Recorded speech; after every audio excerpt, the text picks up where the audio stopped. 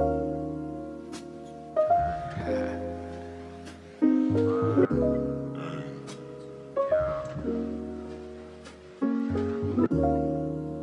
is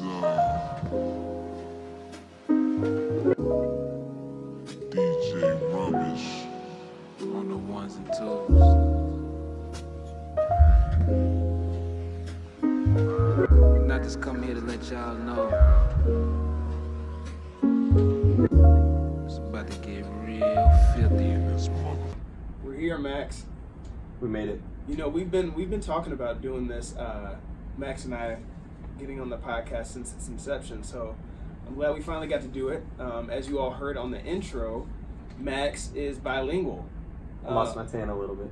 Lost his tan a little bit, but don't get it twisted. He spent 13 years in Mexico. I knew he spent time in Mexico growing up, but I didn't know exactly how much until we spoke before this podcast. And because I'm actually going down there for work next week, so Max was giving me a quick rundown of the city, some friends he has there. So very crucial information. I did not take the time to learn Spanish prior to going down, but I meant to. So if that counts for something. Should just take me down there with you. You know what? I might speak to my boss about maybe fixing that into the budget. The accounting team might not be happy about that, but they'll figure it out. I'm a cheap date in Mexico. There you go. Thank you all for listening. In Todd We Trust, episode 6. You can stream via Spotify, Apple Podcast, and YouTube. This episode we're going to be discussing Bohemian Rhapsody. I have put off reviewing this film a little bit because really two reasons. One, there's been a lot of really good movies that have come out that I want to talk about, or at least movies I should say that I want to talk about. Not all of them have been great. And I was super excited about this one. One reason was that I'm not super well versed in Queen. Obviously aware of who they are, but was a little nervous to talk about it without having a lot of that background, almost like I was a poser speaking about a movie about Queen, but not being like a super fan or having a lot of knowledge on that time period. But anyway, I'll start with giving some background on the movie. The IMDb description is a chronicle of the years leading up to Queen's legendary appearance at Live Aid in 1985. Didn't even know what Live Aid was before this movie. But, you know, for anyone listening saying, like, wow, he doesn't really know anything about what the movie's about, this will be a cool perspective for anyone who doesn't know much about Queen, and also speaking to how I felt about the film and how I spoke to someone, or how they made a film that could be... what am I trying to say? Respected, I guess, and watched by the general audience and not necessarily someone who's well versed.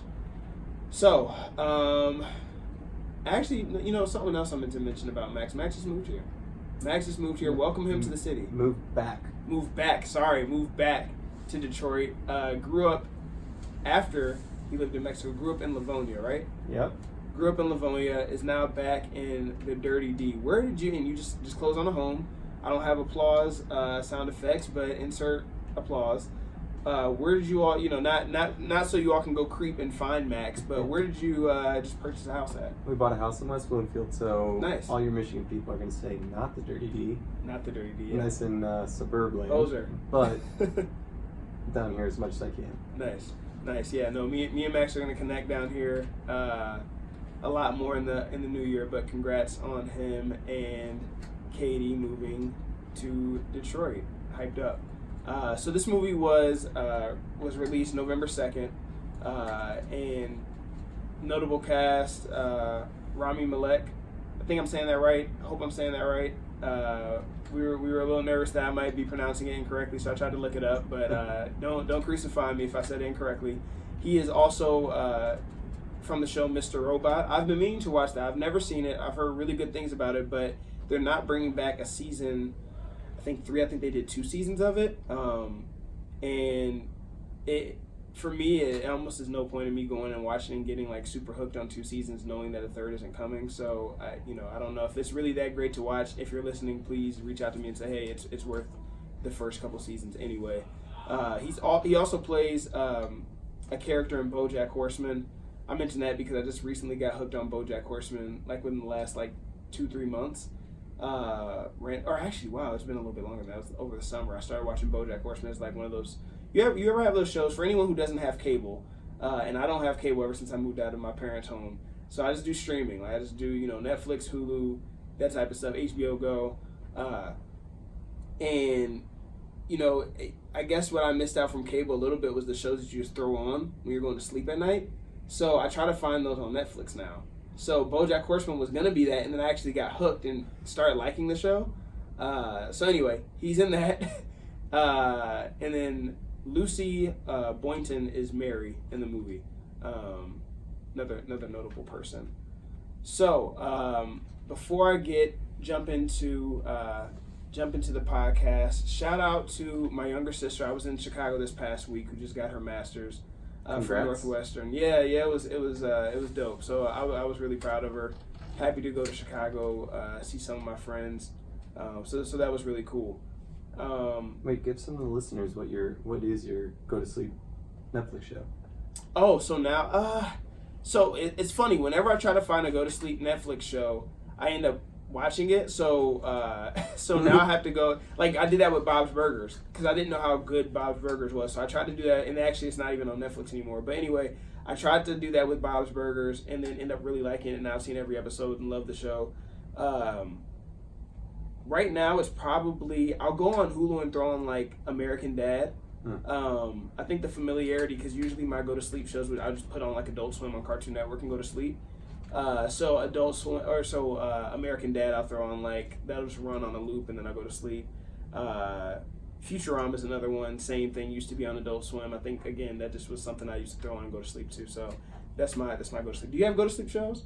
Or do you turn the TV off before you go to sleep every night? No, honestly, once it's bedtime for me, I'm one of those people, it's lights out. Done. Yeah, really? Oh, yeah. Oh, man. See, I'm like that some nights, but most nights that's not the case. I either TV or I turn the TV off, think I'm going to go to sleep, pull up Instagram, get wide awake again because now I'm staring at the screen for 30 minutes, 45 minutes, and then I turn the TV back on to my go to sleep show. So I mean, I have to be exhausted if I just hit the pillow and go to sleep. I'm the opposite. The show's got to be really good to keep me up past my bedtime.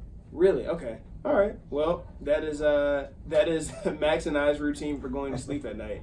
But yeah, so getting into this. Actually, let me pull my notes up first. I'm sorry, guys. I had the wrong notes up. Unprepared, and Max came prepared. Max was ripping shots when I walked into the bar here. No, that's not true. But when I walked in here to the bar, I didn't know where he was, and I look over and I'm like, man, what are you doing, Max? And he's just buying shots for everyone. He was like 6 in. No, kidding.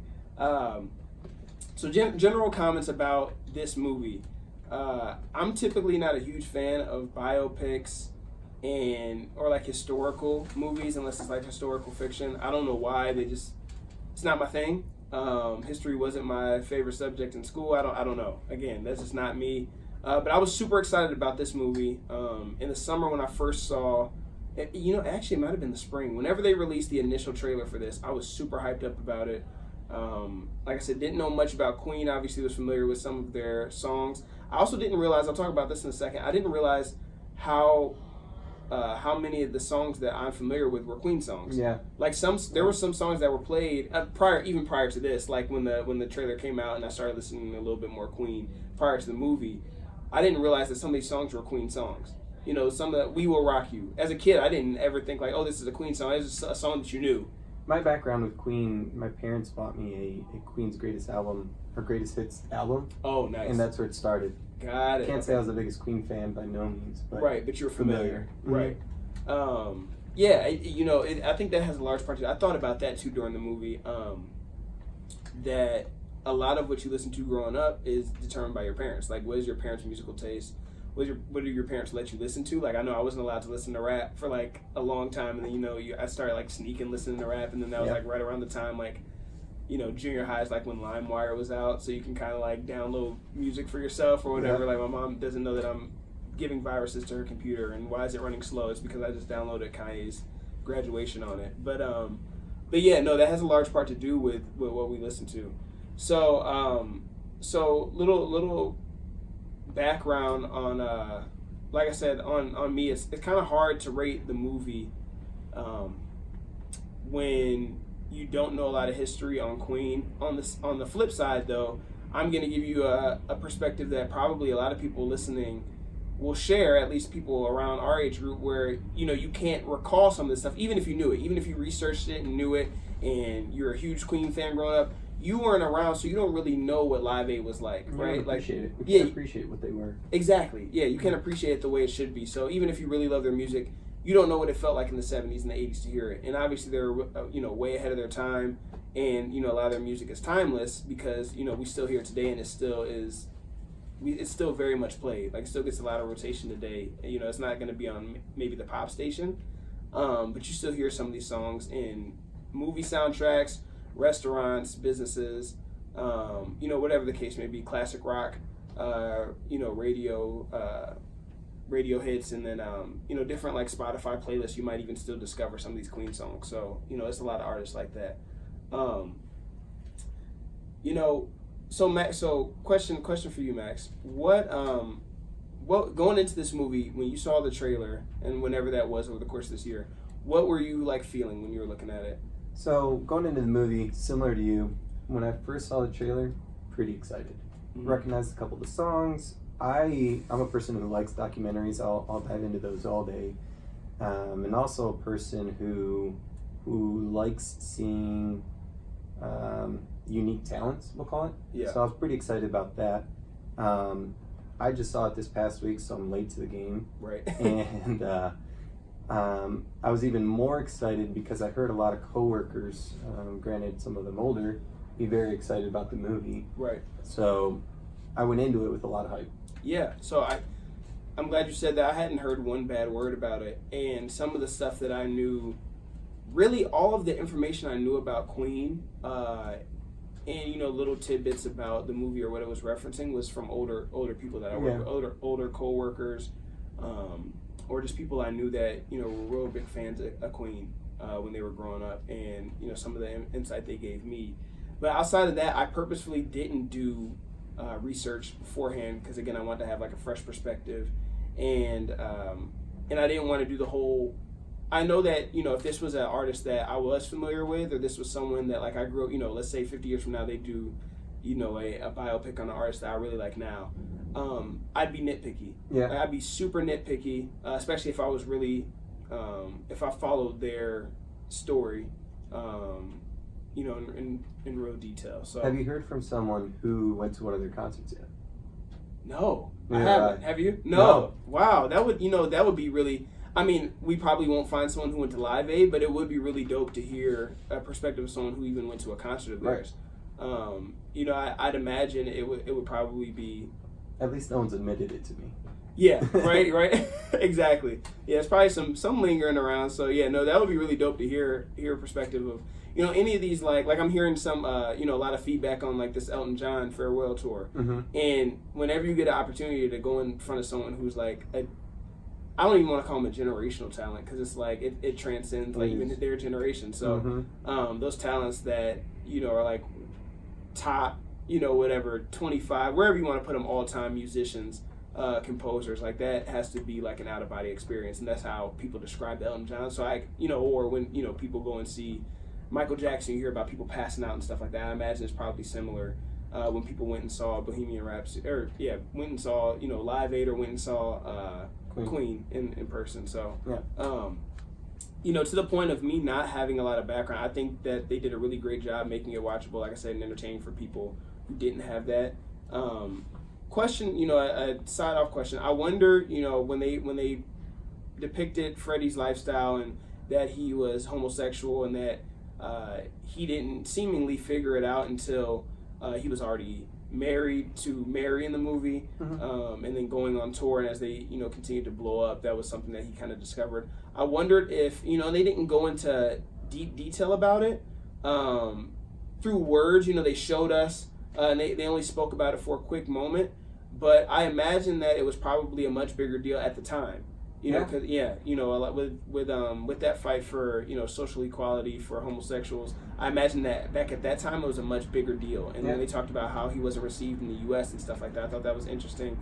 And it made me wonder, did he always know he was homosexual, even at the beginning of the start of their career, and it was just something that was so shunned that he just internalized that, okay, this can't be right, or this, I might be confused, or if he truly didn't figure it out till later. So that was, I mean, that's not for you to like be like, oh, I know for sure the answer. I talked to Freddie, but do you think that helped play, from everything you hear and everything that was depicted in the movie, he was very reserved about as much as he could. Right. His life. Yeah. Do you think that played into it? Maybe so. You know, maybe because he was reserved, maybe that's how they did it. Also wonder, you know, with these movies, and they did a good job with biopics a lot of times of showing the good and the bad. You know, because obviously when someone passes away, typically we only highlight the good. Mm-hmm. The good. We never say anything bad about someone once they pass away. Even if you hate them, even if they're awful when they're alive. Most of the time, you know, a friend or family member, you're going to talk about them like they're a saint once they pass. Yep. And I think that if you're going to do a good biopic, you have to show both sides. But I always wonder, you know, if the scale's probably going to tip more to the positive. So did they show, you know, the full thing? And I wonder if it was rated R, would they have shown more? Would it have done a better depiction? Or was it better for it to be, I think it was PG-13, for everyone to be able to consume? That's a good question. So yeah, I mean, not for me to have all the answers, but I do wonder, you know, if that would change things, and what parts of the story might have been left out just to preserve his memory, or even Queen, you know, the living members of Queen or the family members that are still alive, if they ask for things to be taken out. I know in other biopics that has been the case, where, you know, there's always complaints, or you know, this person didn't want this part, or this person didn't like this line, or whatever, the actor that was playing them, and parts that were, you know, maybe nipped out because of how they were depicted. You know, they're rock stars. Well, yeah, you so, don't want to ruin the Queen legacy either. Right, exactly. So, and not saying that there's some like skeletons in the closet that, you know, that I know about that they didn't show, but, you know, I always think, you know, hey, there's no way they're showing the full. You know, it probably got a lot crazier than what they're rock stars. You know what I mean? And during a time when all these drugs or a lot of these drugs were new, and, you know, so maybe I'll do my own Queen, you know, without any research. I'll just go and do my own Queen movie where I depicted just how I imagined it happened. So with the music in this, the music was great. I got the first couple scenes when they were out there, they're playing the first couple songs, chills. Yeah, right? So it was so they did a really good job of it making it realistic. And when I say realistic, I mean obviously Rami Malek is not it doesn't have the voice of Freddie Mercury. So I looked up, I was wondering as I'm watching, like, okay, this can't, like, there's no way this guy can just sing that well.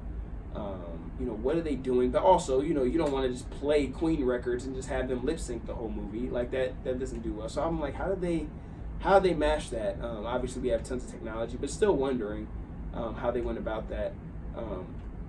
And they mixed it, so I looked it up, they mixed his voice with a guy, Mark Mattel, I think I'm pronouncing that correctly, who is famous for doing impressions of Queen on YouTube. So they mixed his voice with Rami's actual voice, singing voice, and that's how they got that. I didn't know that.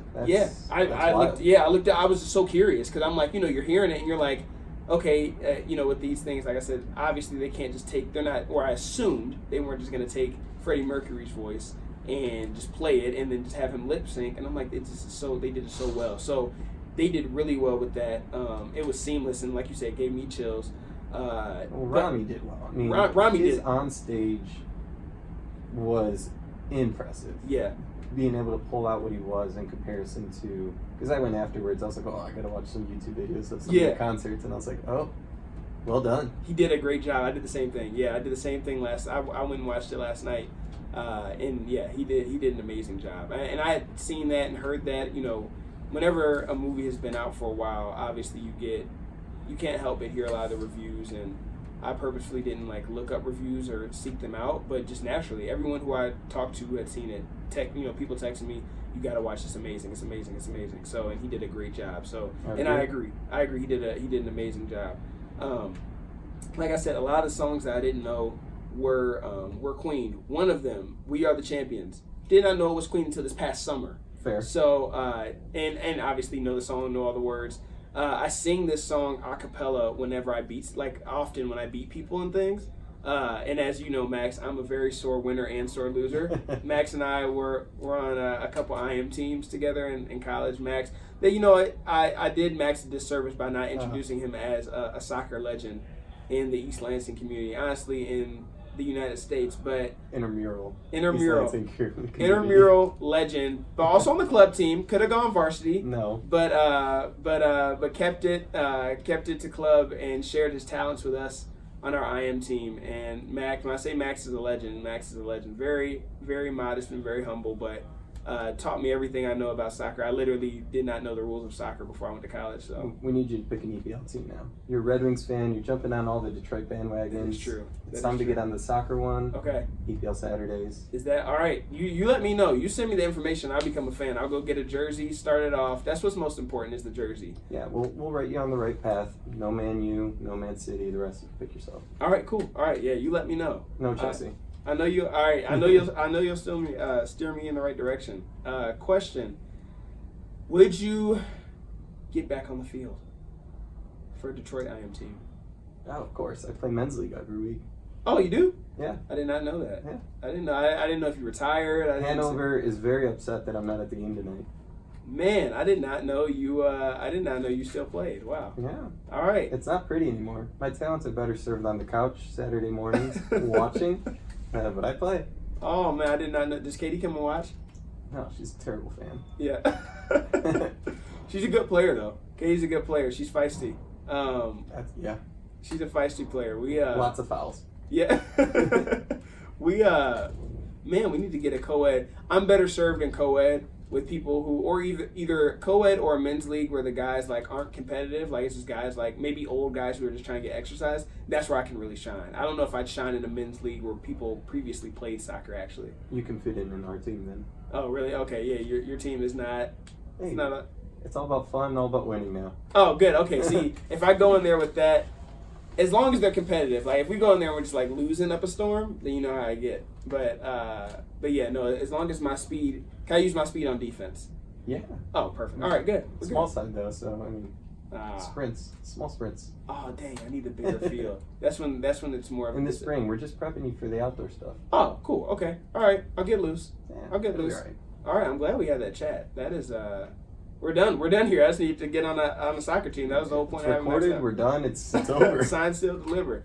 But yeah, so back to the movie. I also realized how much music or how many artists I listen to now are influenced by Queen. So I started really paying attention. Again, this wasn't a realization in the movie theater. It was a realization. So after the trailer, let me take it back a little bit. So early in the summer, late spring, whatever, when the trailer came out, or when I first saw it, I set out to do a comparison between Queen's discography and the Beatles. Mm-hmm. I didn't complete that.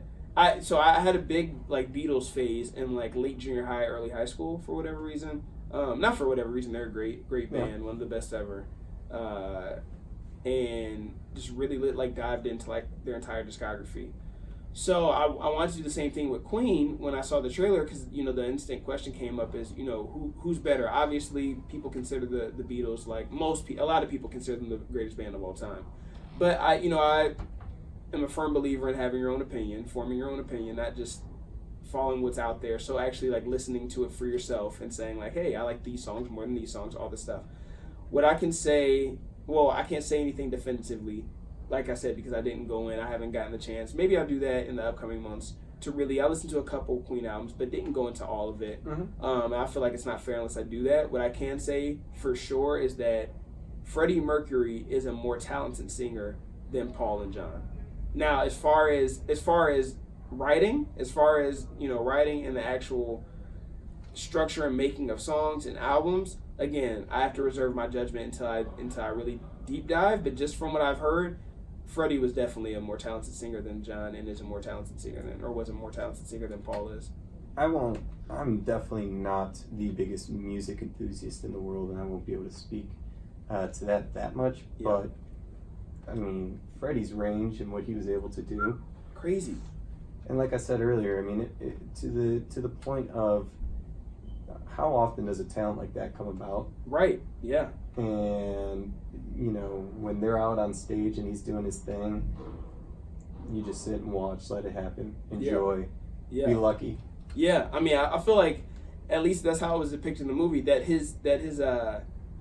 the other people in Queen were almost looking at him in awe, a lot of times. And I think that happens with a lot of bands. There's always usually a front runner or a guy you're like, okay, something like that guy's different, like that, or that woman's different, wherever the case may be. And I left the movie and I was like, wow, Freddie is a talent. Wow, he's up there. You're comparing him in my world to sports and that type of stuff.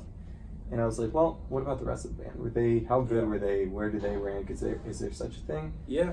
Up there, all of them. Yeah. Bass guy, the guitar guy, the drummer. Really shows you the talent that they had. Absolutely. Agreed. Yeah, collectively it was amazing. I mean, just to see how and apparently super smart guys. Yeah, right? Yeah. That is a good point. I didn't even make a note of that, but I was thinking that, my ears kind of perked up when they talked about, I wish I would have wrote down exactly what their majors were and what their professions were prior to starting this band. And it was like, they would have done very well for themselves. Yeah. Not as well as Queen did, obviously, but that's a long shot goal. It was almost like a whole bunch of really smart guys who decide to do a band on the side for fun, and then they become obviously Queen.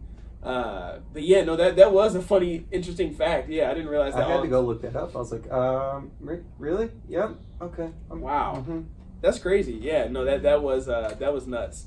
On to the point about, or back to the point I should say about music being influenced today by it. I think that and I had thought this previously, that a lot of the best music is music that combines genres, which they did for Bohemian Rhapsody, and then also with Bohemian Rhapsody broke that barrier for having longer songs on the radio. So a 6-minute song, I don't think still now you don't hear like really long songs, and I say that because a lot of albums have really long songs now, some of them, and they get cut short, but a 6-minute song is still kind of long today. Like, you think the average song is what, between 3.5, 4.5 minutes, maybe 3.5, 4 minutes. When someone doesn't have music ADD and they skip through after 30 seconds. Oh man, yeah. I know people who do that. Kristen does that all the time. She skips songs all the time, and I can say that because I know she she might listen to this. We'll see. Yeah, she has some strong critic for or some strong not strong critic. She was a strong critic. Criticism. Wow, I can't think, man. Strong criticism. You get on the mics and you just forget everything. Like that's why I had to write notes. Like without detailed notes, I'd be up here like, But she has some strong criticism for my first episode, and then this is like after I recorded 3, right? And I'm like, oh, what did you think about like the other 2? And she's like, well, I haven't listened to them yet, but in your show you need to. I'm like, oh wait, time out, pump the brakes. You've only listened to 1 episode, like, so maybe she'll listen to this one because you're on it. I'm a little nervous now though. Yeah, now we're talking about it. Yeah. Yeah, take that. I'm going to hear the other end of it now too, though. Right? Yeah, right. Max started it, Kristen, just so that. Yeah, so just so you know. So Todd, what's your favorite Queen song though, that you've heard? I guess. Favorite Queen song is "Don't Stop Me Now." "Don't Stop Me Now" is a great workout song, great pump up song. All their songs basically are, but that's probably my favorite. I was gonna ask you that, but yeah. So that's probably my favorite. Could you imagine being at Live Aid? No. I was also trying to figure out if it'd be enjoyable being all the way at the back end of that stadium, though.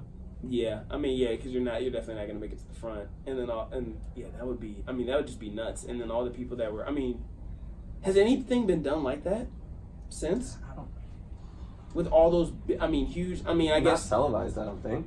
I guess you have music festivals, but it's not the same. It's not the music festivals are the same because you don't have the back-to-back on one stage and then all free. Like all or not, I'm not free as far as the people attending, but for all the performers to donate all the money to a cause. Oh, and they were in different countries, weren't they too? We had performers in the U.S. and then in London and then elsewhere. That's crazy. That's nuts. That's pretty cool. That would be nuts if that was recreated. And it said like 1.9 billion, I think. Watch, like, how do you have that many people watch? Like, that's casual. Could that happen now? I don't even know. I don't know if that could happen now. You would think because we have way more technology, so it would be way more accessible. But Sure. I don't know if that would happen. I wonder like what would that even look like? I wish I would have created a set list prior to this episode. Too many people if you want to know where their money portion is. That right? Like who? Yeah. 'Cause that was all for charity. Right. Everyone got together for that. Wow. I mean, I'm sure there have been things like that. Like not obviously not to that scale, but much smaller scale benefit concert. Like Absolutely. benefit concerts have happened and will continue to happen, but on that large of a scale, like that's Well, and with that lineup. I mean, that's crazy. Yeah, that was nuts. What's your favorite Queen song? For some reason, Bicycle is always just kind of I always has been. don't even know about. Did they play in the movie? I don't think so. Okay. They did a good job of. I mean, again, if you've listened to them more extensively, like you have compared to I think they did a good job of playing similar like when you go to an actual concert. Mhm. You want to hear the hits. Like everyone wants to go and they want to hear the hits. They want to hear the songs they're familiar with. Yeah.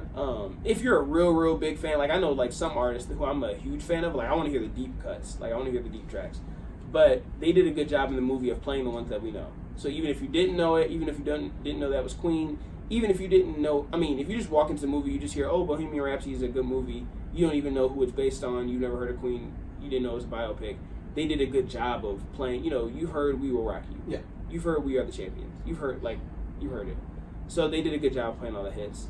Don't Stop Me Now. They didn't play till the credits, but what was cool about that is they played a live performance from Freddie Mercury through the credits, side by side. So that was really cool. I was getting up to walk out, and I'm so glad I didn't walk out yet and stayed and watched that. I think I may have missed that.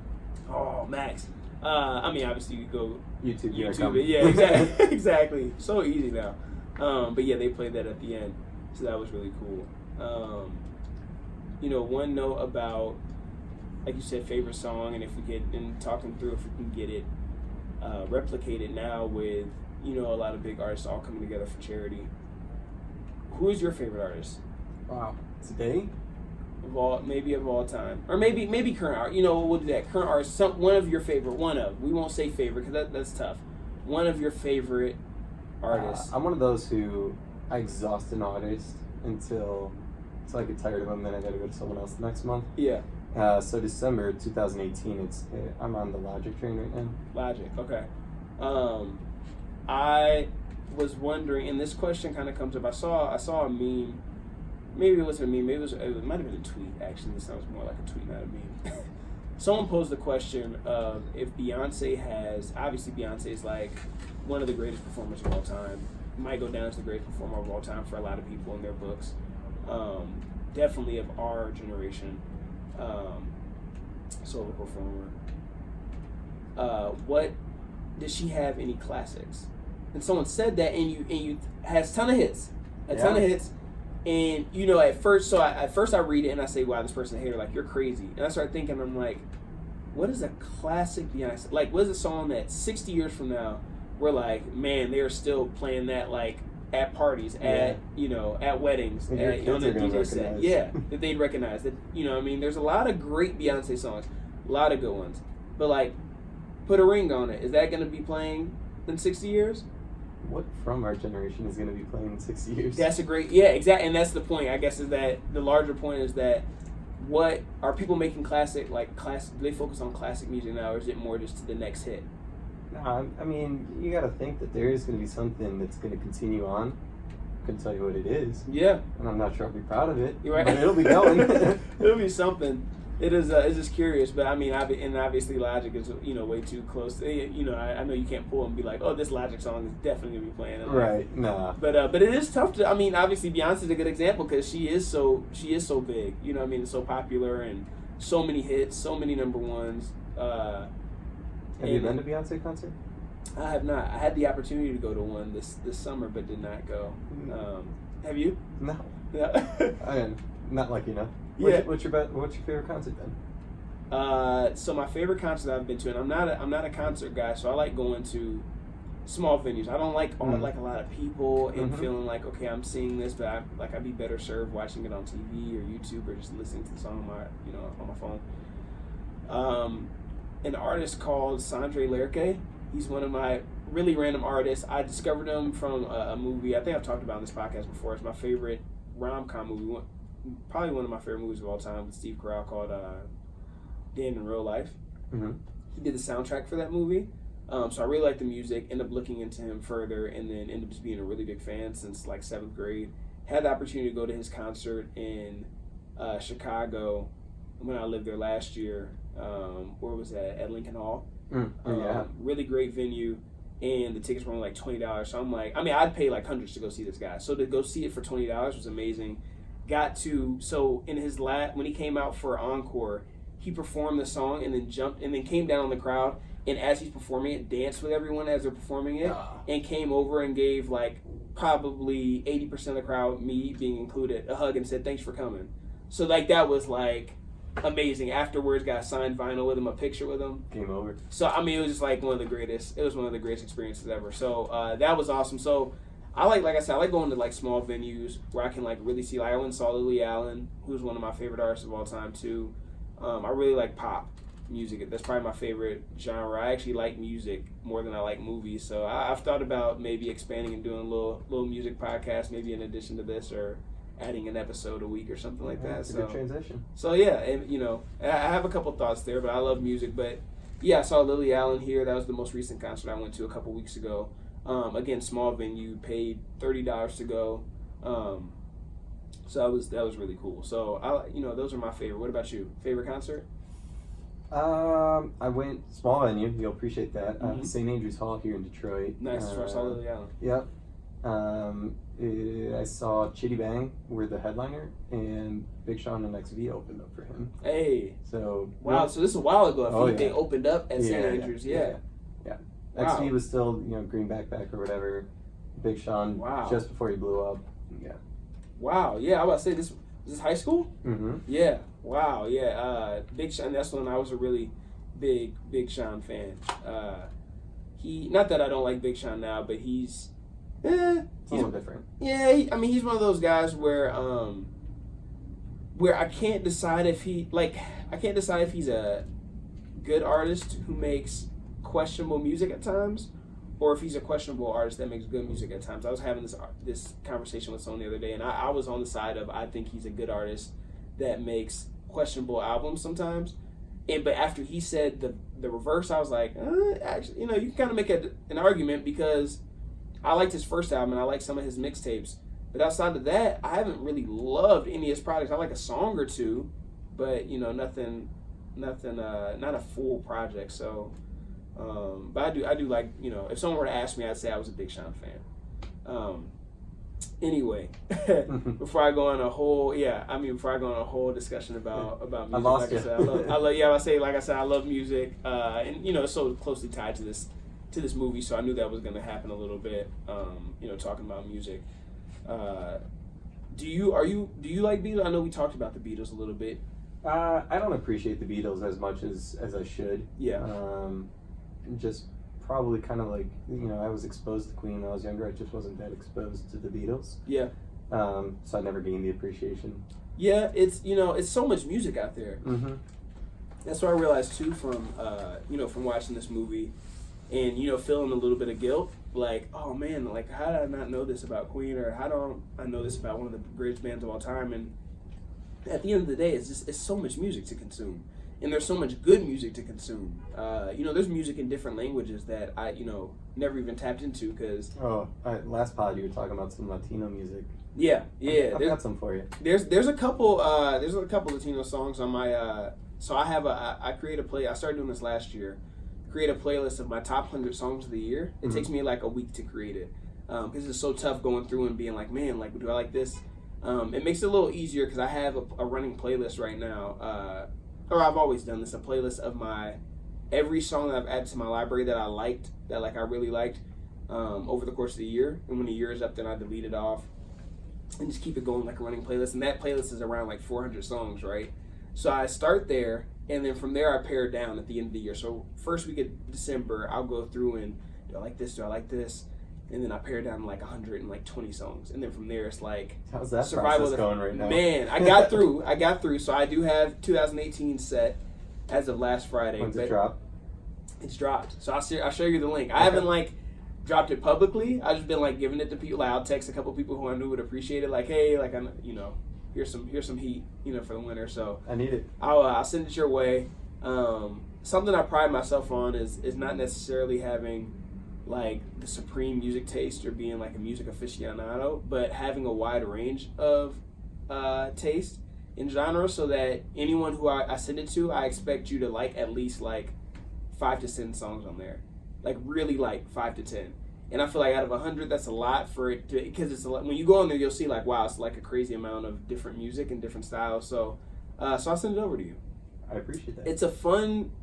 It's really a fun exercise to do, and then I like receiving playlists too. Like I like discovering new music. So if you have some music that you're like, hey, there's no way Todd's heard this, shoot it over to me. All right, I'll do that. I'm not sure I'll win, but I'll send it. Yeah, I'll be curious to know what songs of your 100 I'll like. Yeah, Oh, I am interesting. too. Yeah, I'll definitely, after I send it to you, I'll check in with you in like a week and be like, hey, what songs do you like from that? So, and then 2017 is up there too. So if you want to go back and say like, oh, here's 2017 Todd's playlist. So yeah, I have fun doing it. Like I said, I really like music. So, so overall, with this movie, like I said, I mentioned about the rated R thing.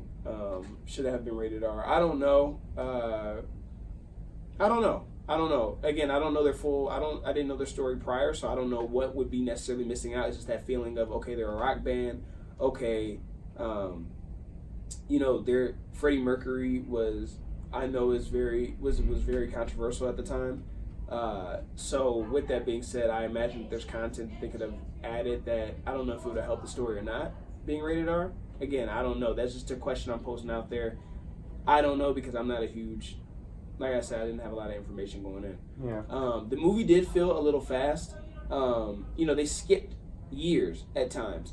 And I'd have to imagine, without knowing anything, that there were crucial storylines or plots going on there that they could have touched on or worked with. It makes me realize, though, that they want to highlight, like they had a specific narrative going in. Kind of like, the media or the news now. Or any news, it's not like they don't just give you the news. They give you the news through the lens that they want to give it through.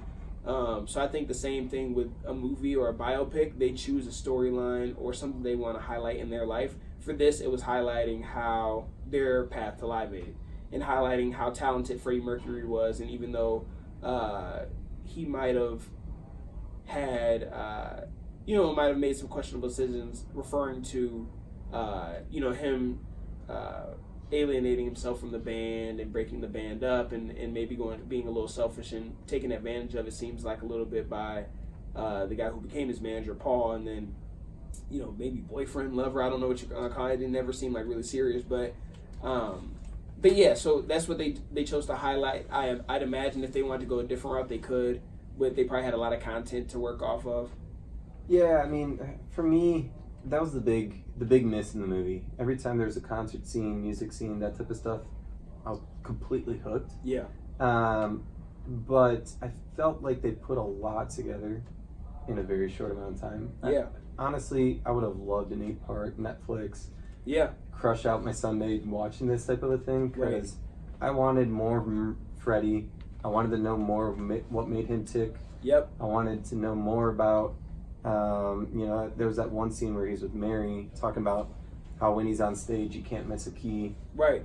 That stuff is super cool to me. Yeah, agreed. I wanted more of that. I wanted to know more about how the band was coming up with things. Right. But then at the same time, Freddie was such an imposing figure with such a different life than the rest of the band. Right. That I wanted to know more about that. Right. Fit that all in 2 hours or whatever it was. Yeah. It was short for me. It's I wanted tough. more. Yeah.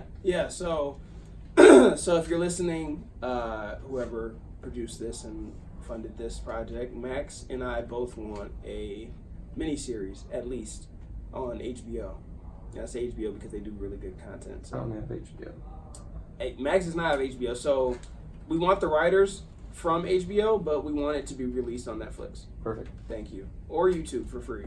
But yeah, no, I agree. Yeah, it felt a little rushed. It felt fast. They spanned 15 years? Yeah. 15 years or something like that. In 2 hours. That for an iconic band, for a band that, again, a lot of people would consider the greatest band of. I don't know how many people consider them the greatest band of all time. I haven't heard that next to their name a ton, but some people would. I'm sure, like big fans of Queen. it's a lot of people's favorite band of all time. I'll say that. Yeah. It's a lot of people's favorite band of all time. So if I was one of those people and I go and see this, and I'm expecting to see, I don't know what I would be expecting to see. I was gonna say, if this was one of your favorite bands, do you think you left happy? That's a good question. That's tough.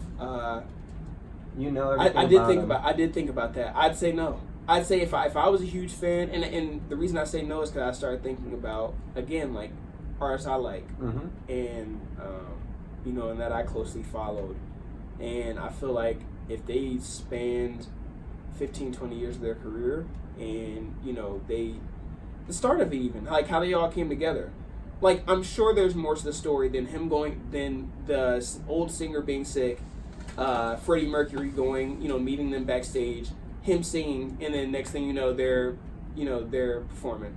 What was their band, Queen. Like, no, like, come on now. That was like within the first 15 minutes. I'm like, whoa, wait, time out. Let's get the inception of the band. Let's maybe talk about like where Freddie learned to sing like that. Like, I mean, did he always know he had that type of talent? Like, I mean, they could have dived in a little bit more, but I know that they're trying to cover a lot. And again, for the average fan, average moviegoer, I thought it was a good movie. That's my verdict, I guess, so to speak, is that it was a good movie. I liked it, but like you said, I probably would have felt a little cheated if I was a huge Queen fan. And I enjoy the music. I'm not a big Queen fan. Right. I just wanted more, I guess, is probably the ultimate.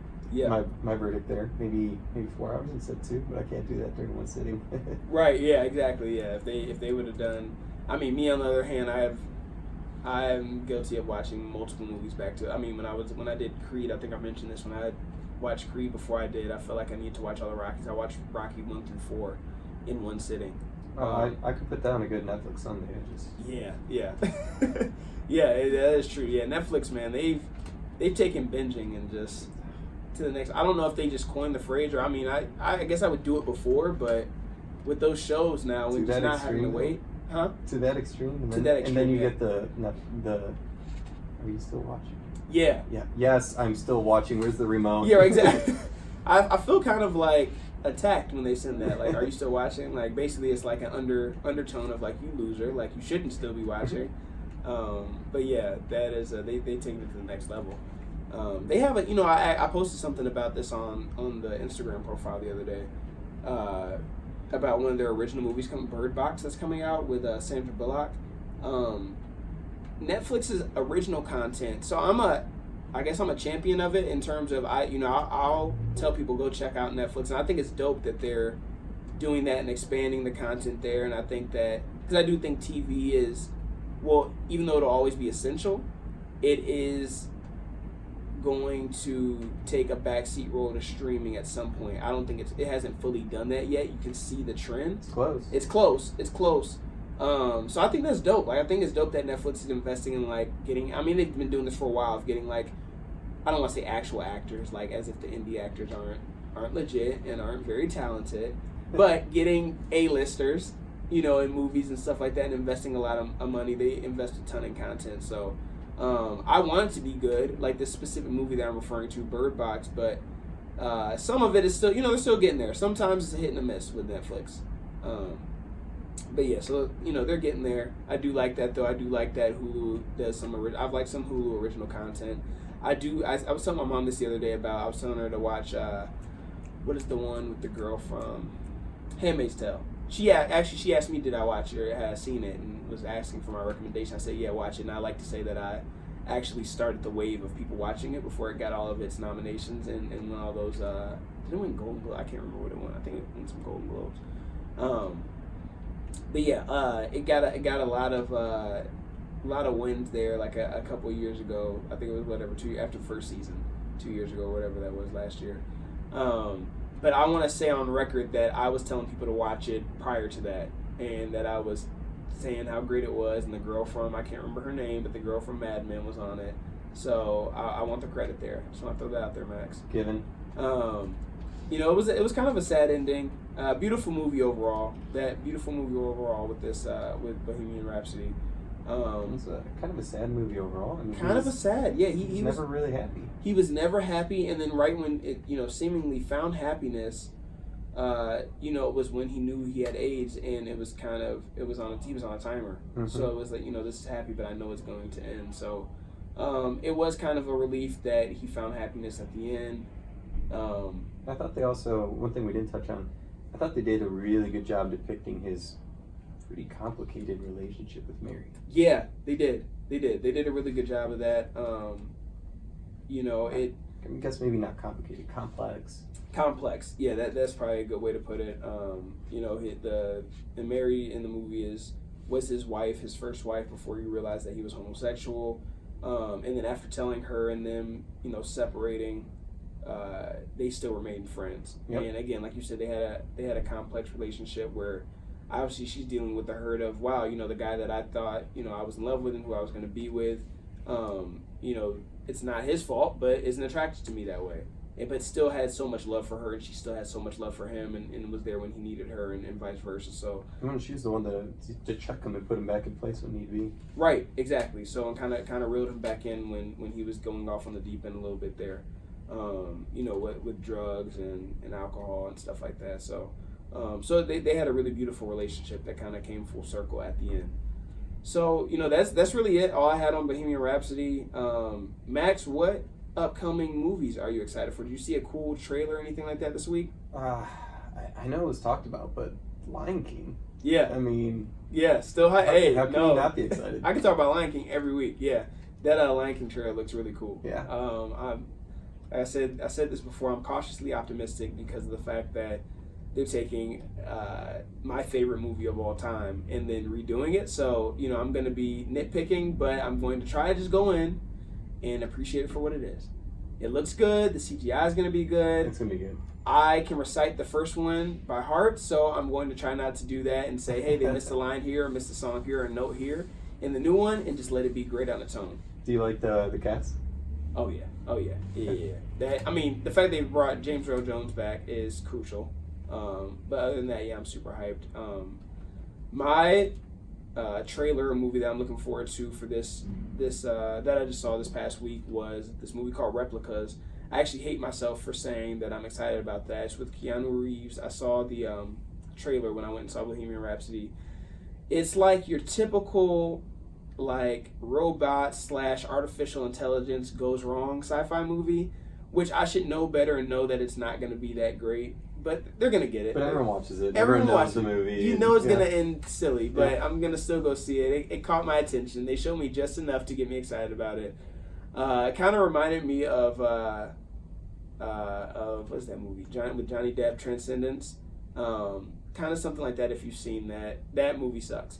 But so the fact that it also reminded me of the, I don't know how to pronounce it, so I don't want to say it and feel stupid.